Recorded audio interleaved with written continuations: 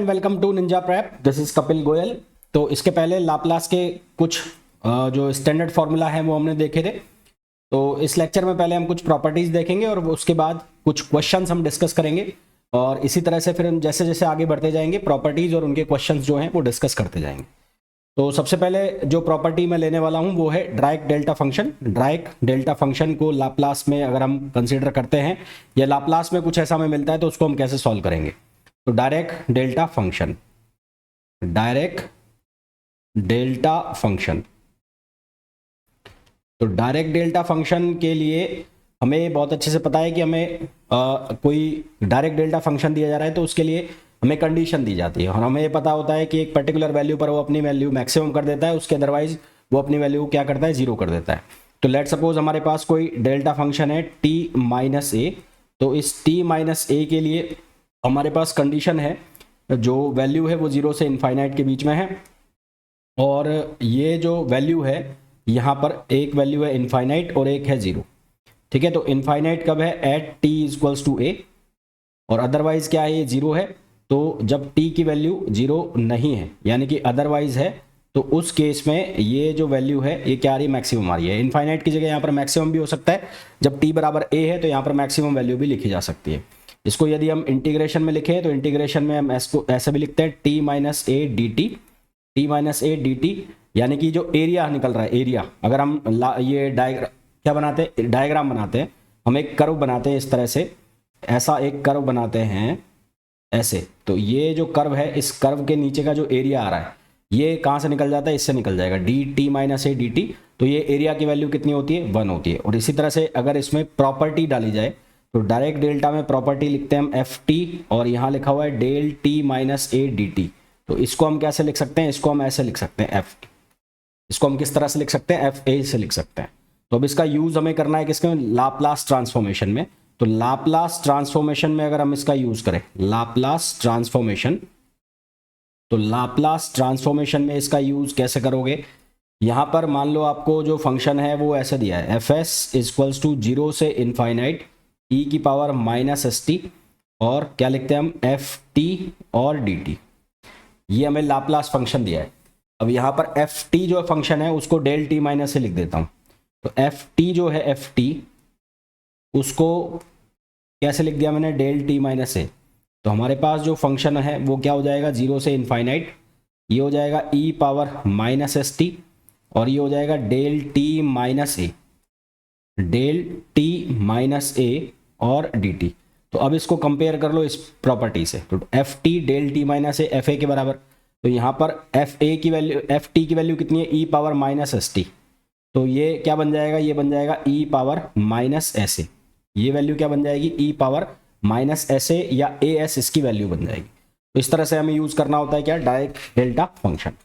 फिर एक इसमें फंक्शन आता है जिसको बोलते हैं unit step function. Unit step मतलब सीढ़ी चढ़ना, ऐसे जैसे अभी यहाँ खड़े हो फिर एक स्टेप ऊपर चले गए तो उसको हम बोलते हैं यूनिट स्टेप फंक्शन। तो एक इसमें आता है यूनिट स्टेप फंक्शन, एक पूछा जाता है यूनिट स्टेप फंक्शन। तो यूनिट स्टेप फंक्शन के लिए हमें यहाँ पर कोई फंक्शन दिया है, वो फंक्शन को मैं लिख रहा हूँ u से। तो u t माइनस ए, ये हमें फंक्शन दिया है और इसकी दो कंडीशंस दी है। एक कंडीशन क्या है कि वन वैल्यू है जब t की value greater than equals to a है, और दूसरी वैल्यू जीरो दी है जब हमें t की वैल्यू लेस देन a दी है। तो यहाँ से यहाँ ध्यान से देखोगे तो वन स्टेप ऊपर आ रहा है, t जब लेस देन a है तो जीरो है, जैसे ही t की वैल्यू a या a से ज़्यादा हुई तो ये एक स्टेप ऊपर चला गया, इसलिए इसको क्या बोल रहे हैं, यूनिट स्टेप फंक्शन बोल रहे हैं। इसलिए इसको क्या बोल रहे हैं, यूनिट स्टेप। ठीक है, तो अगर मैं इसको ग्राफ पर प्लॉट करूं तो ग्राफ पर कैसे करूंगा, यहाँ पर आ गया t और यहाँ पर ये फंक्शन हो गया u t माइनस ए। तो यहाँ तक तो इसकी वैल्यू जीरो है, जैसे ही आप a पर पहुँचे, a पर पहुँचोगे तो ये स्टेप एक ऊपर स्टेप चला गया और इसकी वैल्यू एक से इंक्रीज हो गई। तो इसको हम क्या बोल रहे हैं, यूनिट स्टेप फंक्शन बोल रहे हैं। तो यूनिट स्टेप फंक्शन के लिए अगर मैं लाप्लास ट्रांसफॉर्मेशन लगाता हूं तो Laplace transformation of unit step function, तो Laplace transformation of unit step function, Laplace transformation of unit step function. तो यूनिट स्टेप फंक्शन का ट्रांसफॉर्मेशन करना है हमें।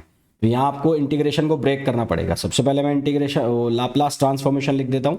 तो वो कैसे लिखा जाएगा, 0 टू इनफाइनाइट, ये होगा F T e power minus s T और डी टी। ये तो मैंने क्या लिख दिया, लाप्लास ट्रांसफॉर्म लिख दिया। अब एफ टी जो है उसकी वैल्यू कितनी है, एफ टी की वैल्यू यू टी माइनस ए, यूनिट स्टेप है तो एफ टी की वैल्यू कितनी हो गई, U T minus A, you लिखा हुआ है ना।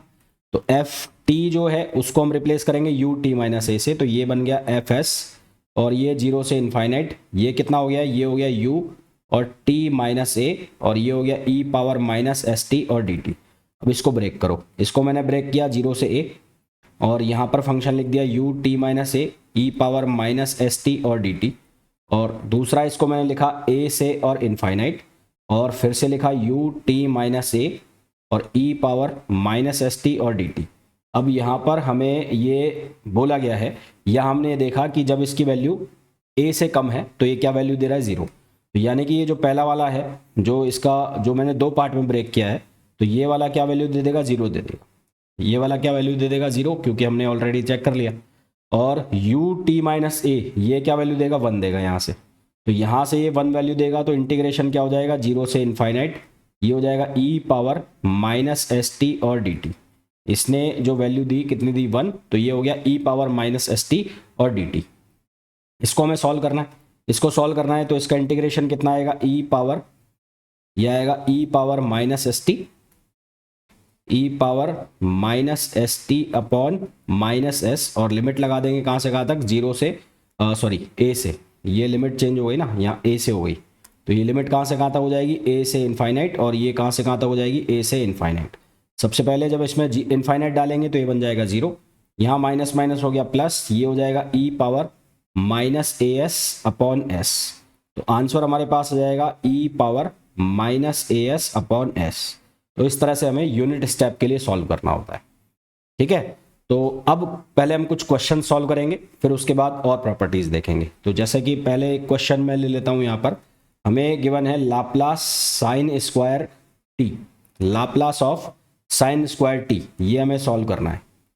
तो इसको सॉल्व कैसे करें कि हमें पता है कि जो cos 2t है उसको हम कैसे लिख सकते हैं, 1 माइनस 2 साइन स्क्वायर टी। यहाँ से 2 साइन स्क्वायर टी ये किसके बराबर हो गया, 1 माइनस कॉस 2t, और साइन स्क्वायर टी की वैल्यू किसके बराबर, 1/2 माइनस कॉस 2t अपॉन 2। तो ये साइन स्क्वायर टी को मैं कैसे लिख दूंगा, इसको लिख दूंगा 1/2 माइनस, ये हो जाएगा cos 2t अपॉन 2, इस तरह से लिख दिया। ऐसे लिख दिया तो इसको मैंने ब्रेक कर दिया ऐसे, लाप्लास ऑफ 1/2 माइनस 1/2, और ये क्या बन जाएगा, ये लाप्लास ऑफ cos 2t, ये बन गया। इस 1/2 को भी मैं ऐसे लिख सकता हूँ 1/2 ऑफ लाप्लास किसका, 1 का, किसका 1 का लाप्लास क्या आएगा, 1/s, और यहाँ पर 1/2 लाप्लास ऑफ cos 2t। अब cos का जो लाप्लास होता है, लाप्लास ऑफ cos 80, उसका फॉर्मूला होता है हमारे पास s upon a, s square plus a square, s upon s square plus a square. तो यहाँ पर सबसे पहले 1 का करोगे तो वो आएगा 1/s, तो ये हो जाएगा 1/2s माइनस ये 1/2। अच्छा cos 2t, तो a की वैल्यू कितनी हो गई, 2 हो गई, तो s upon s square plus 2 का स्क्वायर हो जाएगा, तो यहाँ हो जाएगा 4, यहाँ क्या हो जाएगा 4। तो यहाँ से ये हमारे पास क्या बन गया, 1/2 हमने कॉमन ले लिया, ये हो गया 1/s माइनस s अपॉन ये हो गया s स्क्वायर प्लस 4, क्या बन गया, s स्क्वायर प्लस 4। तो इसको फर्दर सॉल्व करना चाहो तो यहाँ पर हमने ले लिया इसका एलसीएम लेंगे तो ये बनेगा एस स्क्वायर प्लस 4, ये s है, तो यहाँ पर क्या आ जाएगा, ये आ जाएगा एस स्क्वायर प्लस 4, और यहाँ पर क्या आ जाएगा माइनस ऑफ एस स्क्वायर से एस स्क्वायर कैंसिल, 2 2 जा 4, तो आंसर आ गया 2/s, और ये आ गया एस स्क्वायर प्लस 4, 2/s और एस स्क्वायर प्लस 4, ये हमारे पास आंसर आ गया, ठीक है, ये हमारे पास आंसर आ गया।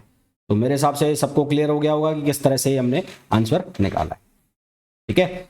अब आ जाते हैं इसी तरह से, यदि आपको यहाँ तो साइन स्क्वायर टी दिया है, इसी तरह से आपको कॉस स्क्वायर टी दिया है तो वो भी आप सॉल्व कर सकते हो। तो कॉस स्क्वायर टी को कैसे कन्वर्ट कर लोगे, 1 plus cos 2t upon T, और उसके बाद उसका आंसर निकल जाएगा, तो वो करने की जरूरत है नहीं, ठीक वैसे ही होगा जैसे साइन स्क्वायर टी का होता है। अब मान लो आपको ऐसे दिया जाए एक क्वेश्चन आपको ऐसा दिया जाए, Laplace of sine T cos 2t, आपको बोला जाए साइन टी और कॉस 2t, ये आपको क्वेश्चन दे दिया, तो इसको कैसे सॉल्व करेंगे? देखो, अगर आपको लिखा है साइन ए प्लस बी और प्लस साइन ए माइनस बी, तो इसका फॉर्मूला बनता है 2 साइन ए और कॉस बी।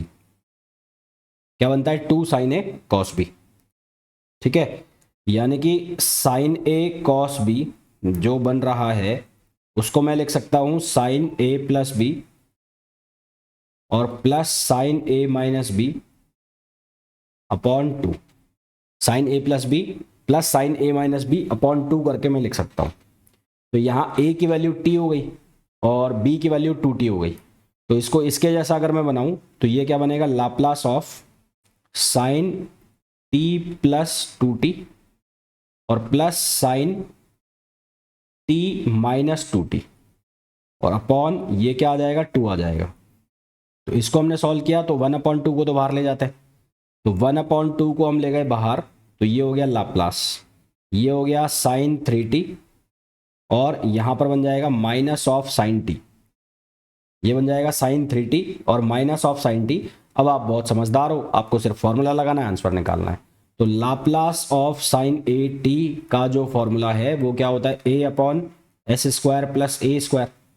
तो यहाँ पर 1/2 एक बार आप कर दो लाप्लास ऑफ साइन 3t और एक बार आप कर दो minus 1/2 Laplace of sine T, Laplace of sine T.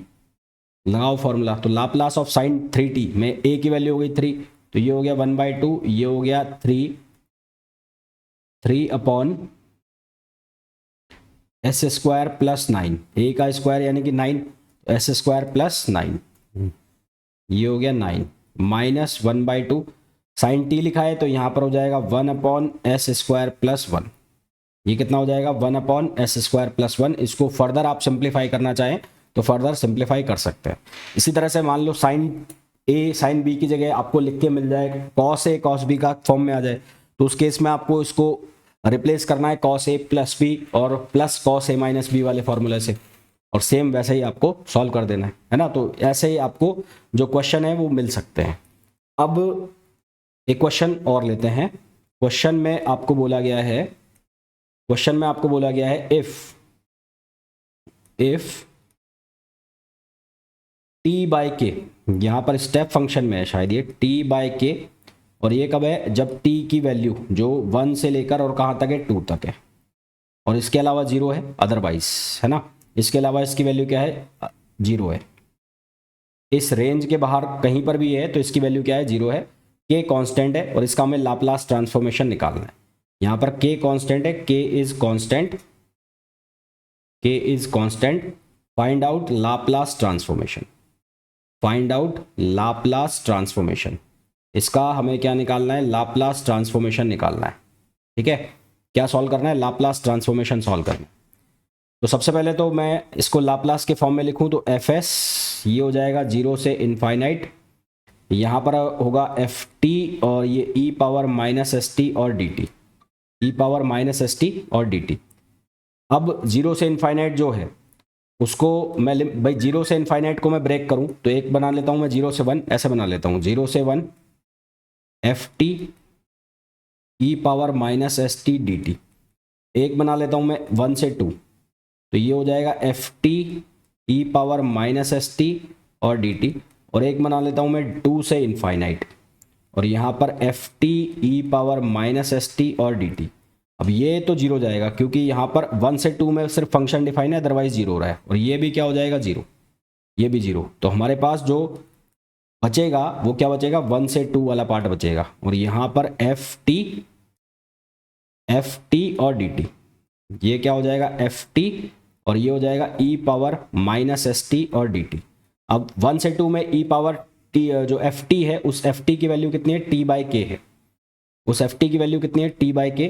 तो यहाँ से वैल्यू डाल दो टी बाई के, तो 1 अपॉन के बाहर आ गया, 1 से 2, ये हो गया T e power minus s T और D T.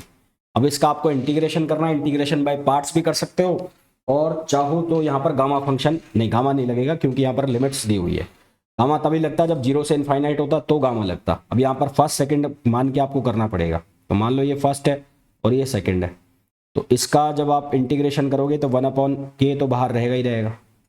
e power minus s T का करोगे तो ये बनेगा e power minus s t upon ये बन जाएगा minus S, e power minus s t upon minus s, और इसकी जो लिमिट है वो 1 से 2 हो जाएगी माइनस।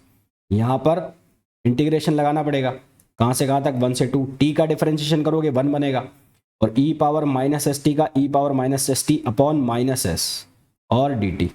फिर इसको वापस से आपको सॉल्व करना है, इसको वापस से क्या करना है, इंटीग्रेट करना है। वापस से इंटीग्रेट करोगे तो ये 1/k ये तो एज इट इज़ रहेगा, यहाँ क्या रहेगा t e power minus s t upon minus s, और लिमिट लगा रहे 1 से 2, यहाँ ये माइनस माइनस हुआ प्लस, फिर से आपको e power minus s T का करना है, तो ये e power minus s T का करोगे तो ये नीचे वापस से स्क्वायर बनेगा, तो यहाँ आ जाएगा -1/s², और ये हो जाएगा e power minus s T, और लिमिट लग जाएगी कहाँ से कहाँ तक, 1 से 2 तक।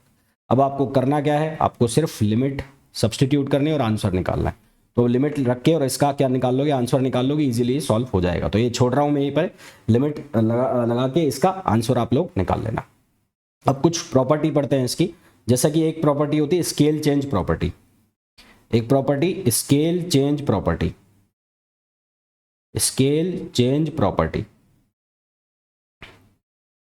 तो स्केल चेंज प्रॉपर्टी क्या होती है कि आपको कोई फंक्शन किसी कांस्टेंट से मल्टीप्लाई करके दे दिया, ठीक है, लाप्लास जो फंक्शन है वो किसी कांस्टेंट से मल्टीप्लाई करके दे दिया, मतलब लाप्लास जो फंक्शन है वो एफ टी होता है, तो एफ टी ना लिखा होकर लाप्लास आपको ऐसे लिख के दे दिया एफ ए टी, या क्या लिखा दे दिया, मिला है आपको एफ ए टी। तो इसमें क्या करना है, तो आपके पास एफ एस जो होता है वो आप कैसे लिखते हो, 0 से इनफाइनाइट, आप लिखते हो F T e power minus s T और डी टी, इस तरह से लिखते हो। तो यहाँ पर आपको क्या करना पड़ेगा, यहाँ पर एफ ए टी हो गया, तो ये Laplace of f a T आप निकाल रहे हो, ए टी निकाल रहे हो तो ये हो गया 0 से इनफाइनाइट, यहाँ पर आपने लिख दिया F a T e power minus s T और डी टी। एफ टी तक का तो सॉल्यूशन आपको पता था, अब यहाँ पर हो गया ए टी, तो इसको कैसे सॉल्व करें, तो इसमें यहाँ पर इसको रिप्लेस करना है। तो रिप्लेस कैसे करेंगे, ये ए टी हो गया ना, ये ए टी है, ये ए टी है, तो इसको कैसे करें, यहाँ पर हम लिख लेते हैं let a t is equals to u, a t को यू मान लिया तो टी की वैल्यू कितनी हो गई, यू अपॉन ए।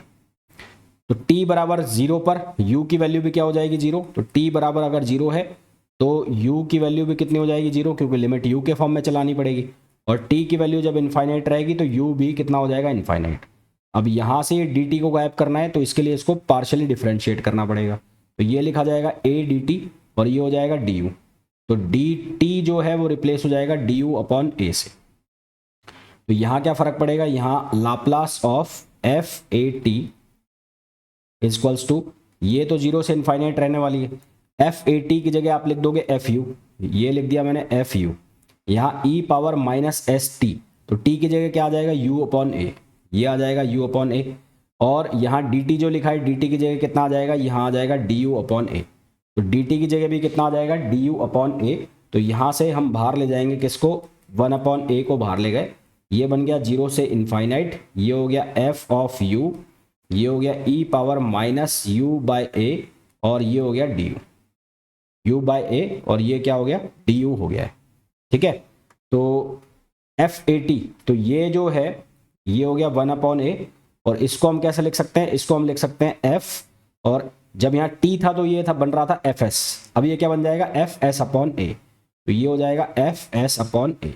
तो यानी कि स्केल चेंज प्रॉपर्टी में जिससे हमने मल्टीप्लाई किया उससे हम क्या कर रहे हैं, डिवाइड कर रहे हैं, जिससे हमने मल्टीप्लाई किया उससे हम क्या कर रहे हैं, डिवाइड कर रहे हैं। जैसे कि आपको मान लो क्वेश्चन ये दिया जाए, एग्जाम्पल के लिए क्वेश्चन आपको ये दिया जाए, Laplace of sine 6t, Laplace of sine 6t आपको सॉल्व करने को दिया जाए। अब इसको मैं फॉर्मूला से सॉल्व करूं तो लाप्लास ऑफ साइन 80 का जो फॉर्मूला होता है वो होता है a upon s square plus a square. तो यहाँ a की वैल्यू कितनी हो गई 6, तो ये कितना बन जाएगा, ये बन जाएगा 6 अपॉन एस स्क्वायर प्लस 36। यहाँ से डायरेक्ट आंसर आ गया 6 अपॉन एस स्क्वायर प्लस 36। पर यदि इसको मैं स्केल चेंज प्रॉपर्टी से करता हूँ तो स्केल चेंज प्रॉपर्टी से कैसे लिखूंगा, स्केल चेंज प्रॉपर्टी से, स्केल चेंज प्रॉपर्टी। तो यदि आप इसको स्केल चेंज प्रॉपर्टी से सॉल्व करते हैं तो ये कैसे लिखा जाएगा, Laplace of f a t equals to 1/a, और ये हो जाएगा एफ एस अपॉन ए, 1/a और एफ एस अपॉन ए। तो a की वैल्यू कितनी यहाँ पर 6 है, तो ये बनेगा 1/6 और ये एफ एस अपॉन 6, 1/6 और एफ एस अपॉन 6। तो एफ एस अपॉन 6 का मतलब हो गया कि जो साइन वाला फॉर्मूला है उसमें यहाँ पर चेंज होगा। तो साइन वाला फॉर्मूला कितना है, साइन 60। तो अब यहाँ पर साइन 60 का जो फॉर्मूला है उसमें s की वैल्यू चेंज होकर आ गई। तो s की वैल्यू चेंज हो गई किससे, वो वैल्यू चेंज हो गई s/6 से। तो फॉर्मूला क्या बन जाएगा यहाँ पर, ये बन जाएगा 1 अपॉन, यहाँ हो जाएगा s/6 स्क्वायर प्लस 1। फॉर्मूला यही लग रहा है अभी भी, फॉर्मूला अभी भी यही लग रहा है, पर ये वैल्यू चेंज हो गई s/6। तो यहाँ से सॉल्व करेंगे तो ये 1/6, ये ऊपर जाएगा कितना बनेगा 36, और ये हो जाएगा s स्क्वायर प्लस 36। आंसर अभी भी वही आया है जो पहले आया था, 6/s स्क्वायर प्लस 36। अब जरूरी नहीं कि आपको ये इससे ही करना है, मैंने आपको करके बताया है। एग्जाम में अगर आपको लिख दे कि ऐसे ही करना है तो आपको करना पड़ेगा, अदरवाइज ये आपके ऊपर डिपेंड करता है कि आप उसको कैसे सॉल्व करना चाहते हो। ठीक है, फिर एक प्रॉपर्टी आती है, कौन सी प्रॉपर्टी, शिफ्टिंग प्रॉपर्टी। कौन सी प्रॉपर्टी आती है, शिफ्टिंग प्रॉपर्टी। तो एक प्रॉपर्टी आती है हमारे पास शिफ्टिंग प्रॉपर्टी, शिफ्टिंग प्रॉपर्टी। ये शिफ्टिंग प्रॉपर्टी में क्या करना है कि यदि मैं एक दूसरे फंक्शन से इसको मल्टीप्लाई कराऊंगा तो पहला वाला शिफ्ट हो जाएगा। क्या हो जाएगा, शिफ्ट हो जाएगा। कहने का मतलब है कि यदि आपको दिया है if Laplace of F T, इसको हम कैसे लिखते हैं, इसको हम लिखते हैं एफ ऑफ एस, इसको हम कैसे लिखते हैं एफ ऑफ एस। तो यदि आपको ऐसे दिया जाए Laplace of e power a t और f t, Laplace of e power a t और एफ टी, तो ये कैसे लिखा जाएगा, ये लिखा जाएगा एफ एस माइनस ए। कैसे लिखा जाएगा, एफ एस माइनस ए, है ना। तो इसको हम कैसे लिखेंगे, 0 से इनफाइनाइट। अब ये पूरा का पूरा फंक्शन हो गया, ये पूरा का पूरा फंक्शन हो गया। तो पहले हम लिख रहे थे F T e power minus s T, अब इसकी जगह ये लिख रहे हैं ई पावर ए टी और एफ टी, और यहाँ पर जो ई पावर माइनस एस टी है वो पहले की तरह लिखा ही हुआ है। अब ई पावर ए टी और ई पावर माइनस एस टी को कंबाइन कर दो, तो यहाँ से बनेगा 0 से इनफाइनाइट। ये ई पावर ए टी और ई पावर माइनस एस टी को मैं कंबाइन करूँ और यहाँ पर लिख दिया मैंने एफ टी, और इसको लिख दिया ई पावर ये माइनस और एस माइनस ए, और ये हो गया डी टी। ठीक है, S minus a d t. तो यहाँ से अब ये किस फॉर्म में आ गया, एस माइनस ए के फॉर्म में आ गया। तो ये आ गया एफ ऑफ एस माइनस ए। अगर यहाँ पर माइनस ए टी होता तो यहाँ पर क्या आ जाता, प्लस आ जाता। क्या आ जाता, प्लस ए। जैसे कि एग्जाम्पल के लिए आपको मिला Laplace of e power b t, Laplace of e power b t, और यहाँ लिखा है साइन ए टी। ये आपको सॉल्व करना है। तो सिर्फ साइन ए टी का जब आप लाप्लास निकालोगे तो वो बनता है ए upon s square plus a square. अब यहाँ ई पावर बी टी आ गया, तो क्या चेंज करना है, सिर्फ ये एस के अंदर चेंज करना है। किसके अंदर चेंज करना है, एस के अंदर। तो एस के अंदर चेंज करोगे तो वो कितना हो जाएगा, एस माइनस बी, यानी कि यहाँ क्या चेंज आ जाएगा, ए अपॉन ये बन जाएगा एस माइनस बी का होल स्क्वायर और plus a square, S minus B का whole square plus a square, है ना। इसी तरह से कॉस का फॉर्मूला आप बना सकते हो, है ना। कॉस हाइपरबोलिक का, साइन हाइपरबोलिक का, सबके अंदर यही चेंज होगा जो मैंने आपको बताया है। ठीक है, तो ये जो प्रॉपर्टी है इसको हम कहते हैं कौन सी, शिफ्टिंग प्रॉपर्टी। ऐसे ही अगर आपको कॉस हाइपरबोलिक का बोला जाए, मान लो आपको बोला L e power b t, L e power b t, और यहां पर आपको बोल दिया कॉस हाइपरबोलिक ए टी, यहां पर आपको लिख दिया कॉस हाइपरबोलिक ए टी। तो यहाँ क्या बनेगा, देखो Laplace of cos hyperbolic a t, ये फॉर्मूला हमारे पास बनता है s upon s square minus a square. तो ये ई पावर बी टी है, शिफ्टिंग में क्या आएगा, एस माइनस बी हो जाएगा। तो यहाँ बनेगा एस माइनस बी, और यहाँ पर बन जाएगा एस माइनस बी का होल स्क्वायर और minus a square, S minus B का whole square minus a square. ठीक है, इसी तरह से यदि हमें बोल दिया जाए ई पावर ए टी और टी एन, यदि हमें ये दिया जाए ई पावर ए टी और टी पावर एन, तो टी पावर एन का हमें पता है ये होता है factorial n upon s power n, या फिर गामा एन प्लस वन और s power n, s power n plus one, है ना, ये लिखते हैं s power n plus one. तो यहाँ क्या चेंज होगा, एस में एस माइनस ए हो जाएगा, सिर्फ एस माइनस ए, तो ये क्या बनेगा factorial n upon s minus a, और इसकी पावर कितनी हो जाएगी n plus one, s minus a और उसकी पावर कितनी हो जाएगी एन प्लस वन। ठीक है, तो ये कुछ बेसिक सी प्रॉपर्टी थी, कुछ बेसिक से क्वेश्चन थे जो बहुत ज़्यादा टफ नहीं थे, आपको बेसिक बेसिक फॉर्मूला पता है तो आप आराम से सॉल्व कर सकते हैं। तो मिलते हैं नेक्स्ट लेक्चर के अंदर, till then thank you, bye bye. Hello and welcome to Ninja Prep. तो